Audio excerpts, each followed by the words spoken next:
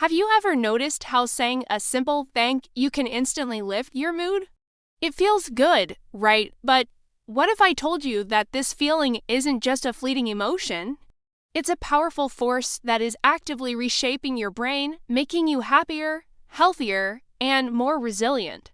Today, we're diving deep into the fascinating neuroscience of gratitude. We're going to unpack exactly how thankfulness rewires your brain at a chemical and structural level. This isn't just feel-good psychology, this is hard science. By the end of this video, you'll not only understand why gratitude is so powerful, but you'll also have practical, science-backed strategies to make it a daily habit. So get ready to transform your mind, one thank you at a time. Let's start with the basics. When you experience a moment of gratitude, whether you're appreciating a beautiful sunset or someone holding a door for you, your brain gets a delightful cocktail of neurochemicals. The first major player is dopamine. You've probably heard of it as the reward chemical. When you feel grateful, your brain releases dopamine in areas like the nucleus accumbens and the prefrontal cortex. This creates a feeling of pleasure and satisfaction, reinforcing the grateful behavior. It's your brain saying, "Hey, that was good. Let's do that again." This is why practicing gratitude can feel so addictive in the best possible way. The more you do it, the more your brain craves that positive feeling, but dopamine is just the beginning. Gratitude also boosts serotonin, another crucial neurotransmitter. Serotonin is often called the happiness chemical. It plays a significant role in regulating our mood, sleep, and even our appetite. Low levels of serotonin are linked to anxiety and depression. So, when gratitude triggers a release of serotonin, it acts like a natural antidepressant. It helps to calm you down, reduce worrying, and promote a sense of well-being. Think of it as a natural mood stabilizer that you have complete control over. This chemical boost is a key reason why studies have consistently shown that people who regularly practice gratitude report higher levels of overall happiness. Now, let's talk about stress. We all deal with it, but gratitude gives us a powerful weapon to fight back. When we're stressed, our body releases cortisol, the primary stress hormone. While cortisol is useful in short bursts for fight-or-flight situations, chronic high levels can wreak havoc on our health. It can lead to everything from high blood pressure to a weakened immune system. Here's where gratitude comes in as a hero. Research has shown that practicing gratitude can lower cortisol levels by as much as 23%. It activates the parasympathetic nervous system, which is our body's rest and digest system. It calms you down, lowers your heart rate, and tells your body it's safe. So, the next time you feel overwhelmed, taking a moment to think about what you're thankful for is a scientifically proven way to reduce stress on a physiological level. It's like a mental deep breath that signals your brain and body to relax. The benefits of gratitude go beyond just temporary chemical changes. This is where it gets really incredible. Regular gratitude practice can actually change the physical structure of your brain. This concept is known as neuroplasticity, the brain's ability to reorganize itself by forming new neural connections. One key area affected is the prefrontal cortex, specifically the medial prefrontal cortex. This region is involved in higher-order functions like decision-making, social cognition, and regulating emotions. Studies using fMRI scans have shown that people who practice gratitude have increased activity and gray matter density in this area. This means your brain is literally becoming better equipped to handle negative emotions, understand other people's perspectives, and make more thoughtful decisions. It's like taking your brain to the gym. The more you exercise the gratitude muscle, the stronger and more resilient your prefrontal cortex becomes. This structural change creates what neuroscientists call a gratitude circuit. When you first start practicing gratitude, it might feel a little forced or unnatural. You have to consciously search for things to be thankful for. But as you continue, your brain starts to build and strengthen the neural pathways associated with this process. Over time, your brain gets rewired to spot the positive more automatically. Instead of defaulting to noticing what's wrong, your brain's new default setting becomes scanning for what's right.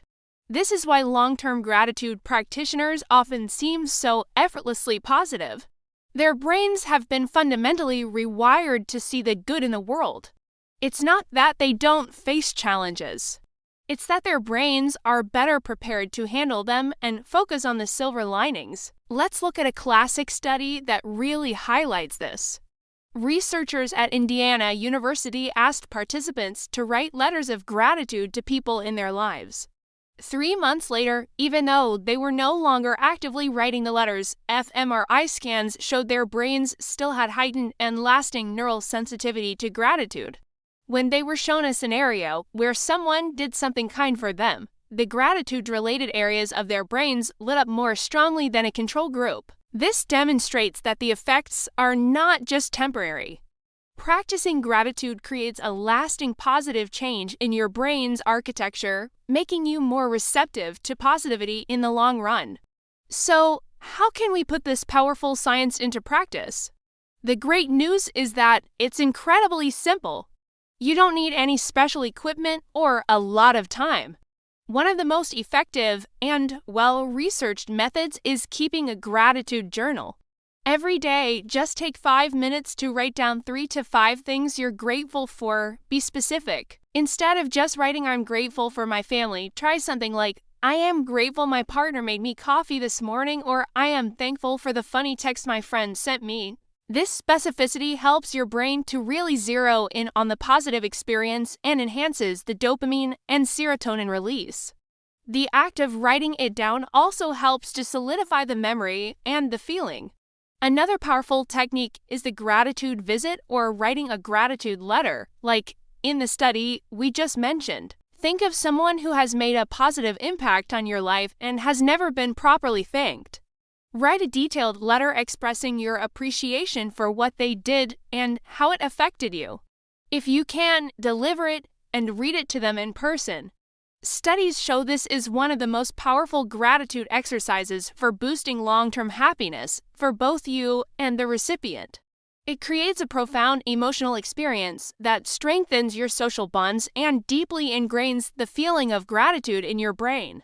It might feel a bit awkward at first, but the emotional payoff is immense. If writing isn't your thing, you can simply practice gratitude mentally. You can do this on your commute, while you're washing dishes, or before you go to sleep. Just take a few moments to mentally scan your day and identify a few things that went well or that you're thankful for.